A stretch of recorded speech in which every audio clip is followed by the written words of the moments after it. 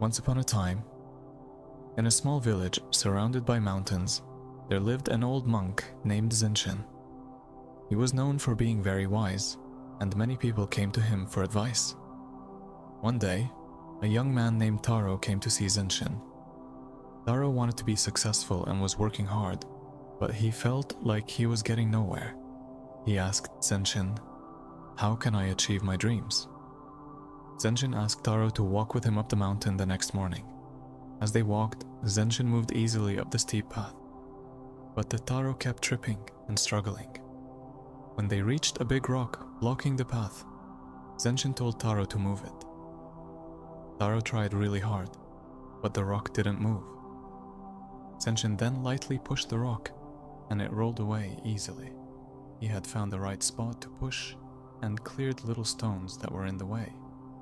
Zenshin explained, "Taro, you used a lot of strength, but you didn't think about how to move the rock effectively. When you want to achieve something, you need to understand the problem and find the best way to solve it, not just try to force it." They kept walking and reached the top of the mountain. The view was beautiful.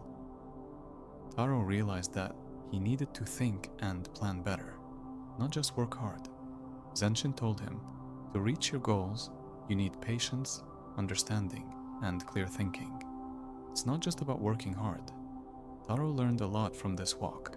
The moral of the story is, true success comes from understanding your challenges and approaching them with patience, wisdom, and thoughtful strategy, rather than relying solely on force or effort. Thanks for watching, and don't forget like, subscribe, and share. Peace.